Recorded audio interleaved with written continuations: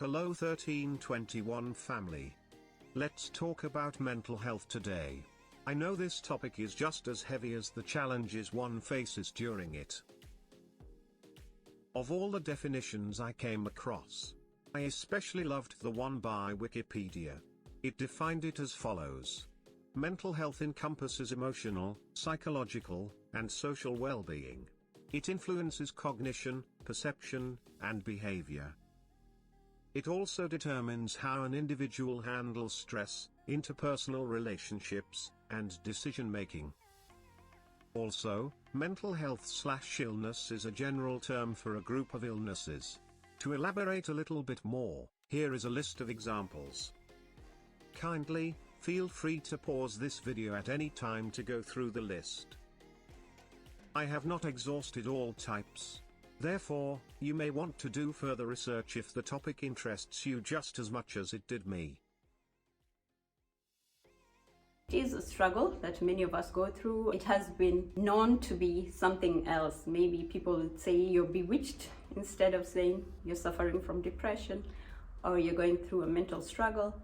Maybe you have bago. I don't know what bago is. I wish my Borana people can help me in translating this particular word. I don't know what bago is, but it is when you're triggered by stuff or you're just emotionally, no, I wouldn't say emotionally imbalanced, but I would say when you're always on this mood of you're angry at stuff and you don't want to talk, something is bothering you and you really cannot share it. Maybe it was not really bago and maybe it is part of depression that you are going through.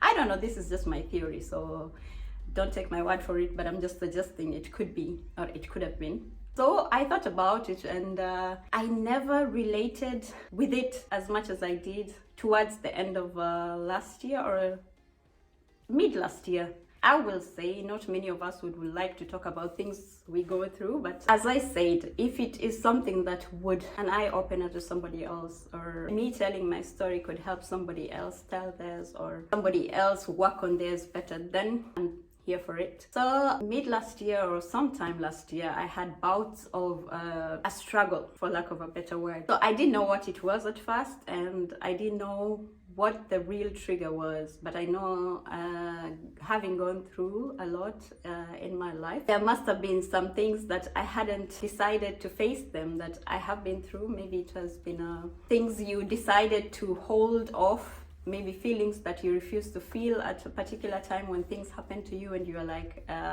blocking off with this strength that we always seem to give off, or we want to show others that we are always in control and we are strong and, you know, not allowing our emotions to take the better of us. And sometimes we tend to push things that we could have faced to the backseat or backseat of our mind. These feelings or this backlog ends up brewing into something that could later be devastating for you or your mental stability. And I would say I am a mental health survivor, or I have gone through depression, so to say. In my own ways, I found a way to get through it. This inspired me to share this story today because the following are some of the emotions that I had gone through. As I said, the triggers for me are related to a very personal story that I would not like to disclose today, but I would say that we all have something that triggers these things that later turn into a depression. For me, I found that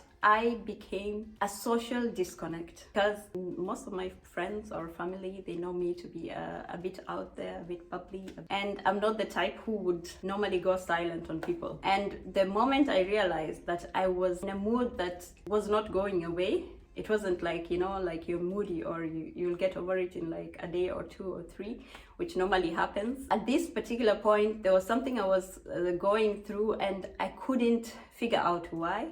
I didn't want to be around my circle of friends who really knew me, and I didn't want to talk about stuff. So I'd preferred to stay in my room, for example, and stay in a dark zone, not getting myself out there, not wanting to join people for dinner, not wanting to even pick up my phone or post status that, for example, most of us do on Instagram or WhatsApp. And if you're synonymous with this kind of behavior and all of a sudden you're changing from this, then you know something is definitely terribly wrong. One of my symptoms, I would say, was the social disconnect. I did not want to be associated with everybody or anybody who could tell something is wrong with me. Because as a personality, it also comes through that you are the kind of person who doesn't want to share something, or you do not want to show that weaker side of you, which is sad, but which is also a reality, and it is something many of us do. We do not want to show people this other side of us. We want to seem strong, to seem in control, to seem, you know, we got this. But sometimes, even to the strongest of us, it happens, and you can go through such a phase that you are really vulnerable. Maybe you still do not want to share, so this is why you hide out, like I did in my room, or you hide behind a fake smile, and not because you know the people closest to you would know this and they would want to know what is wrong with you, and maybe they would want to help you. You kind of lock that part of you, or you block them off. So for me, this was one of the major symptoms. Secondly, I also realized that I was acting out. Like some things were just making me angry, even if it's a concern from friends and family. And I was, which, you know, like, it's not like they have something against you or they're there to make you angry. You just find yourself acting out on whatever it is. Maybe it's an email that came through. Maybe it's not even related with friends or family, but you realize something, every little thing is maybe triggering your anger. So for me, that also showed me something was definitely very wrong, but I was still hiding behind. I knew there was something wrong, but I was like still not wanting to deal with it, you know. And the third thing, I had no motivation at all. Getting out of bed was such a big deal. Like, if it wasn't for the forceful things that I had to do, like something like going to work or commitments that I could not just excuse myself out of, then you would find me preferably in my bed, in a dark room. Maybe the most I would do is put on a series that would just distract me, and for me that would be like a very calm and quiet place that I would feel most comfortable at, and anything else that would ruin this kind of serenity for me would be annoying, you know? Like, it would just, everything else was just, if it's not what I am doing at that particular moment of locking myself in this mood and not wanting to get out of it, then you're disturbing my peace basically, which is not a peace actually, because you're beating yourself down with thoughts. Maybe you're overthinking things which you would have solved through therapy, or you could have talked to a few people and maybe somehow you could have been assisted, or maybe sharing, like they say, sharing is caring, so maybe that would have assisted me. But we all deal with things very differently, and I mean, at the end of the day, another thing or another cause, another outcome that came out of this behavior, the social disconnect, the acting out, the lack of motivation, would bring you into a place of bad thoughts, horrible thoughts. And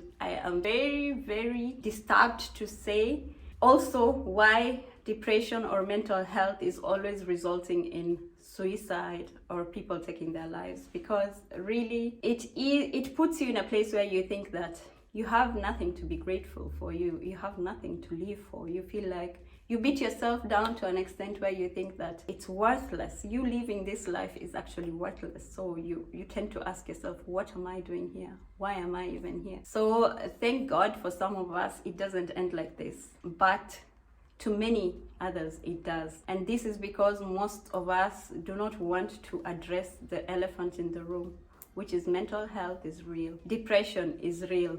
So this is why I wanted to share this with people, and for me to come out of that phase on my own mostly. And I am very grateful for the friends and family who kept pestering, or kind of, they gave me my space, which was very good at the same time. But they also kept, you know, like a distant wave or a distant window open, saying that if you are in a position to talk to us, if you are in a position that you think we can be of any help, we are here for you. So that is also kind of something that kept me going, I would say. And you know, you kind of fight these bad thoughts, because Your mind, more or less like the good side versus the bad side. So it's your mind battling itself. How much good can overcome these other bad thoughts, you know, or the bad side. So it's you feeding your energy. It's you feeding the good side that it overpowers the bad side. Because at the end of the day, to be honest, you have a lot to live for. You are worthy in this world. You have a purpose in this world, and you have not fulfilled it yet. So do not take your life. And I know many people are going through this, and just the thought of somebody else having gone through it, and still, you know, it's a battle. You never know. You might be well for